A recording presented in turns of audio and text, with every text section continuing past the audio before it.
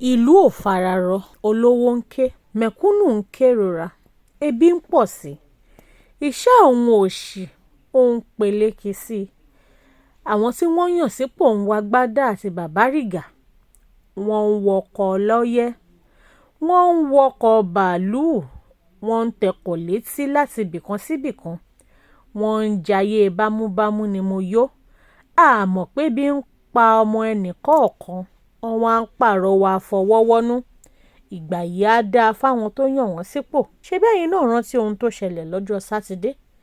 Nígbà tí àwọn kan tí wọ́n gbìmọ̀ pọ̀ tí wọ́n ya wọ ilé ìgbìmọ̀ aṣòfin ìpínlẹ̀ Ọ̀yọ́ àti iléeṣẹ́ gómìnà ìpínlẹ̀ Ọ̀yọ́, wọ́n mà láwọn fẹ́ gbàjọba ni. Wọ́n láwọn ní Ajijagbara Yorùbá Nation. Ṣèbí ẹ rántí pé Sunday Igboho ti sọ pé òun ò lọ́wọ́ sí o, òun ò mọ̀ wọ́n rí. Kódà bíjọba bá ní tó fẹ́ kóun bá wọn ṣe ni àwọn á ṣe é sí. Ibẹ̀ kọ́ la fẹ́ yà sí lónìí. Ibo gan ni mò ń lọ? Àyànwálé Rọ̀fíà lánàá òde yìí ni o. Ó wà lára àwọn tí ọlọ́pàá ṣàfihàn wọn pé wọ́n wà nínú àwọn àfúrásì tí wọ́n lọ sí ilé ìgbìmọ̀ aṣòfin àti iléeṣẹ́ gómìnà ìpínlẹ̀ Ọ̀yọ́ lọ́jọ́ Sátidé. Ó wà lára àwọn tí wọ́n fẹ́ jìjàgbara Yorùbá Nation. Ọ̀kan lára àwọn afurasí yìí tó wà lára àwọn èèyàn yìí lánàá òde yìí sọ pé nígbà tí òun wà ní ilé òun ní Igbó Ọ̀rà tó wà ní ẹkùn Ìbàràpá nípínlẹ̀ Ọ̀yọ́, àwọn èèyàn kan wá bá òun. Wọ́n ṣèlérí fóun pé òun àti àwọn ẹbí òun pátápátá àwọn máa rú àwọn lágbára kí ọjọ́ ọ̀la àwọn bá lè búrẹ́kẹ́ sí i.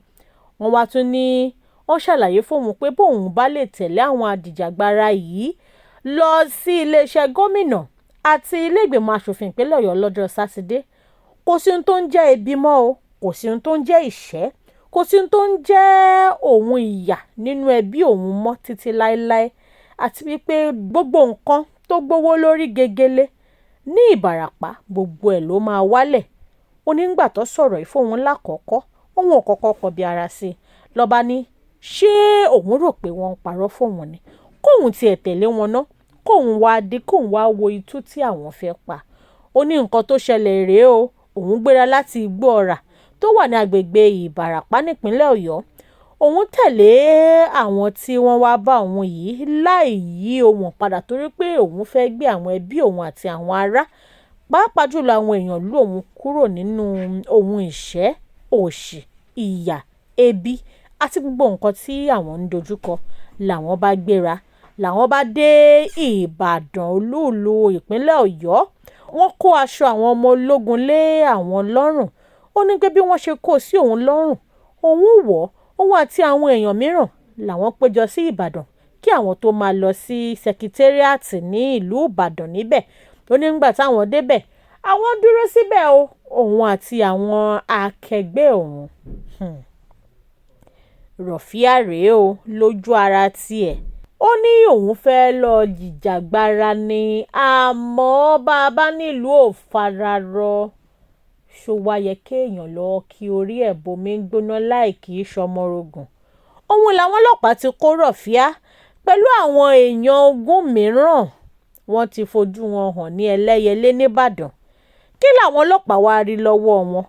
Wọ́n rí security jacket méjì, torchlight 30, aago, kì í ṣe aago tó ń dè mọ́wọ́ o, aago tó ń lù níléèwé 49, ìrùkẹ̀rẹ̀ 5, walkie-talkie 7, àwòrán 2 tó jẹ́ ti Modúpẹ́ Onítìrí Abíọ́lá, bẹ́líìtì 261, àsíá ìyẹn flag Yorùbá Nation 12, coat of arm Oòduà Nation, cartridge ìyẹn tí wọ́n ń lò nínú ìbọn 405, aṣọ àwọn ọmọ ológun 72 àti ọ̀pọ̀lọpọ̀ àwọn nǹkan oríṣiríṣi mìíràn òun lọ bá lọ́wọ́ wọn.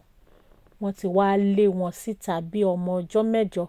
Wọ́n wá lé wọn bí ẹni lé ata lórí àtẹ.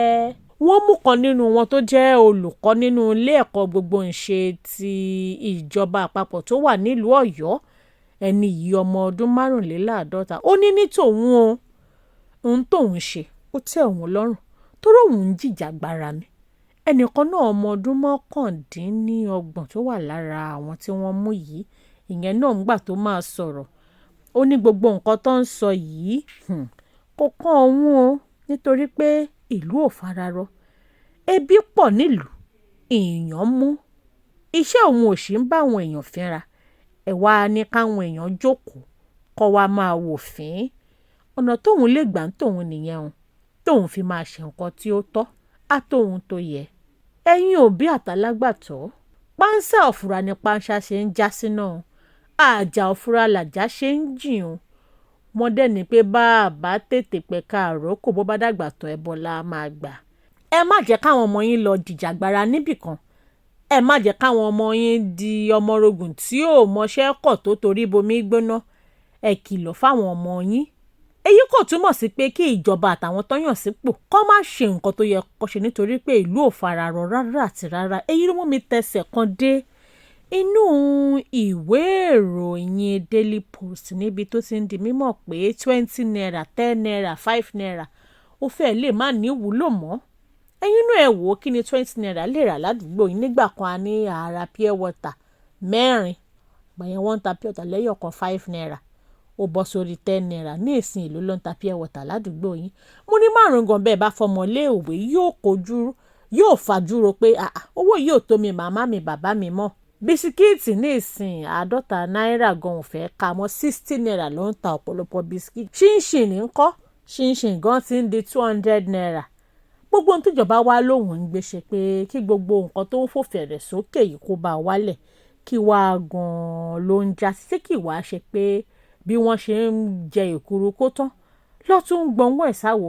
Ṣé kìí ṣe pé kàkà kó sàn lára ìyá àjẹ́, gbogbo ọmọ ẹ̀ ló fi ń bí obìnrin jọ. Èló ló ń ta gàrí, èló ni mílẹ̀tì, èló ni búrẹ́dì, èló ni oúnjẹ táwọn ọmọ ń jẹ, ìyẹn cereal. Ọ̀pọ̀lọpọ̀ ìdílé mà ni ò lè rí oúnjẹ jẹ mọ́. Nínú ìwé ìròyìn Guardian gan ló ti di mímọ̀ pé owó tí à ń ra oúnjẹ òun ló ti fò fẹ̀rẹ̀ pẹ̀lú ìdá 40 nínú 100. Wọ́n tún wá ń sọ pé bí a bá ṣọ́ra ní oṣù kẹrin tá a wà yìí, oúnjẹ tún máa wọ́n sí. Àwọn àgbẹ̀ kí ló ń ṣe? Ẹ̀yin àgbẹ̀ kí lẹ̀ ń ṣe? Gbogbo àwọn gómìnà àti àwọn alábòójútó fún ẹ̀ka ètò ọ̀gbìn, iṣẹ́ wo gan lẹ ṣe o? Iṣẹ́ wo gan lẹ ń ṣe?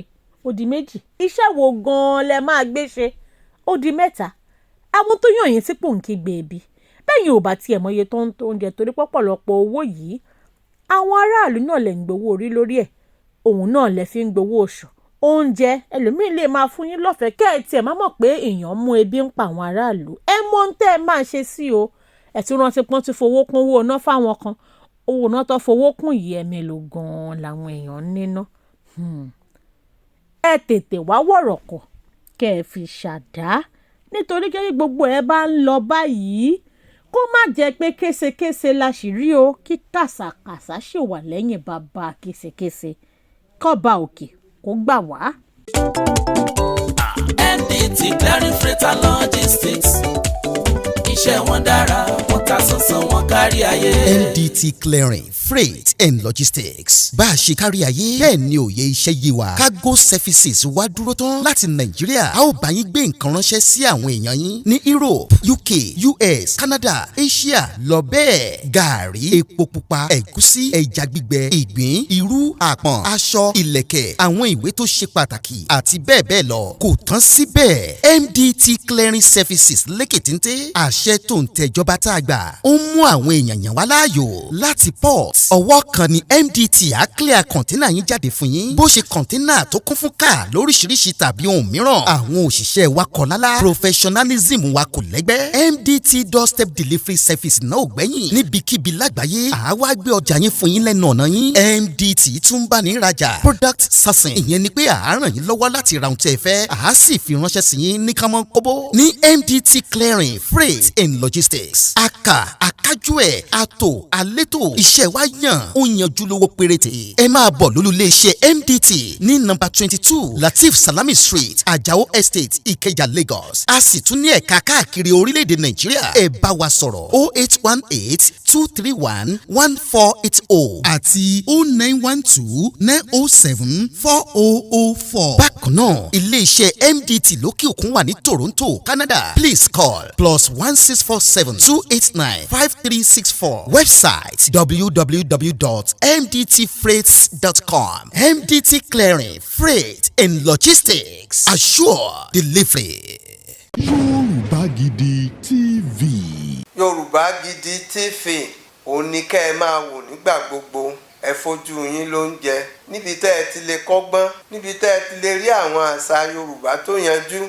Yorùbá Gidi TV òun ló mú ètò rere wálé ayé níbi tẹ́ ẹ gbé fẹ́ kọ́gbọ́n níbi tẹ́ ẹ gbé fẹ́ kọrin.